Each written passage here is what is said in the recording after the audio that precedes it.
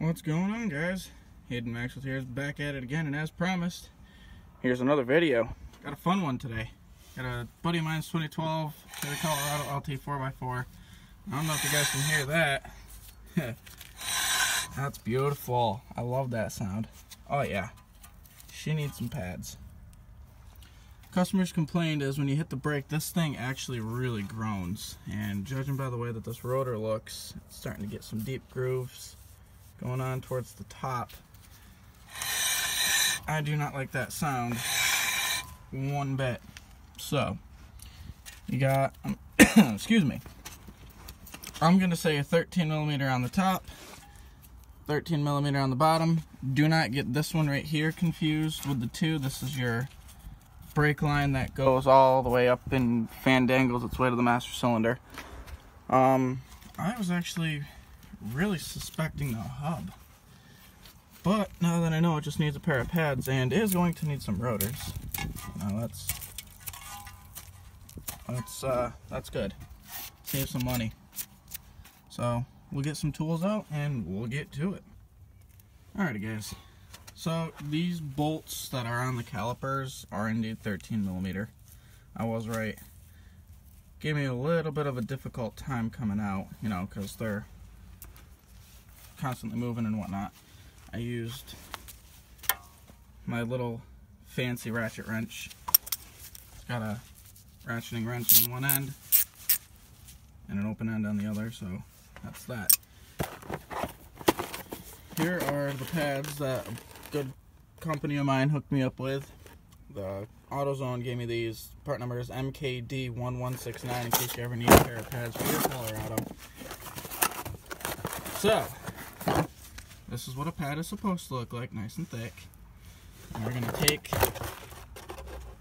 caliper off now, or attempt to, because this thing is really, there we go, really seized on there. Oh my lord.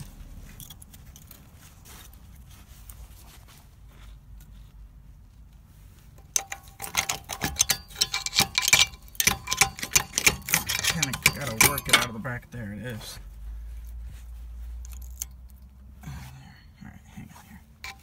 Usually what I try to do is I try to get something up in between, let me get the snow off of that, in between the lip and the slide, and just kind of shimmy it off and work it back enough for me to get it back there like so. Off it comes. There's a front pad, one that was on that side. That's the back one.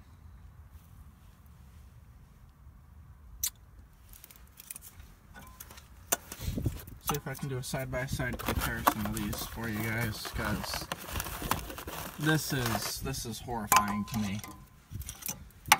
So this right here is the old pad. There's absolutely nothing left, and as you can see by the purple hue to it, he rode these things down to the bone. Like, literally, there's like nothing left to this pad at all. This is what a brand new pad is supposed to look like. So, as you can see between the two, the pads were gone in garbage. So make sure the retaining clips, as you can see, there's a little tab here.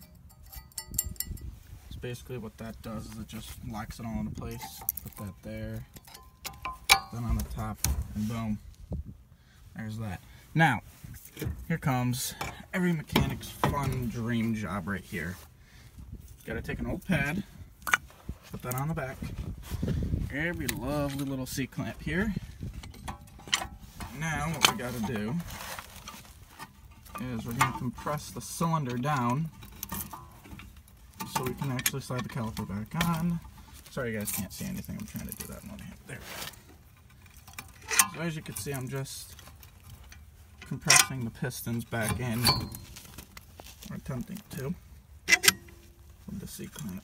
Once I get it down enough, I'll break it free, back it off, move it to the other side, and then repeat the process. You basically just want to kind of get this thing as close to the back as you can. You know, considering These are ceramic slides that are in there as far as the brake system is concerned. So this one right here is what you want when it flush. That one needs a little bit more working, so we'll put the pad back on, grab our lovely C-clamp,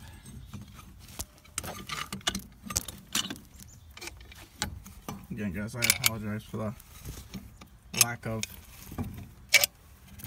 video here. It's kind of difficult doing it one-handed. So as you can see, when I'm turning the thing, the piston's collapsing, and you can tell from that little lip right there. So, there we go. Oops. Slide that off. Take that off. Actually, that's what you want. That one needs a little bit more working now. Two piston baloney. Makes my job much more harder.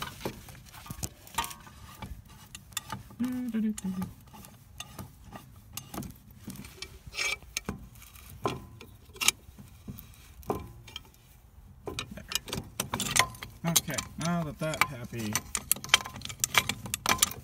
horse baloney is gone, give it back, it's mine. Now, what we're going to do is we're going to grab another pad. These ones also have the quick release tabs. I personally hate them. They don't do anything that the factory brackets don't do. So basically what you do is you just line it up as best you can.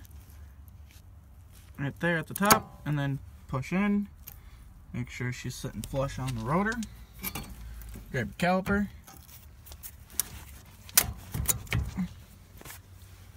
And make sure your slide's working and everything. And then you just kind of wiggle it back on.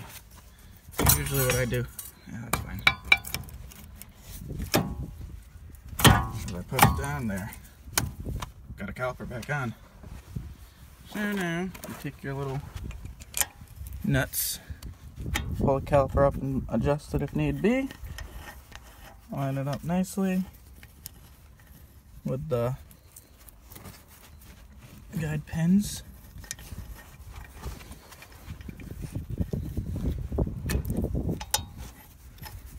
Screw it in. There's one.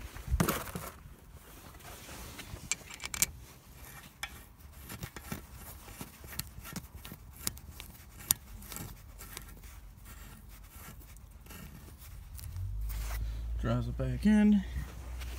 Next, I grab my little fancy tool here. Usually what I do is I just snug them. I don't go crazy tight. Like so. Get that out of here.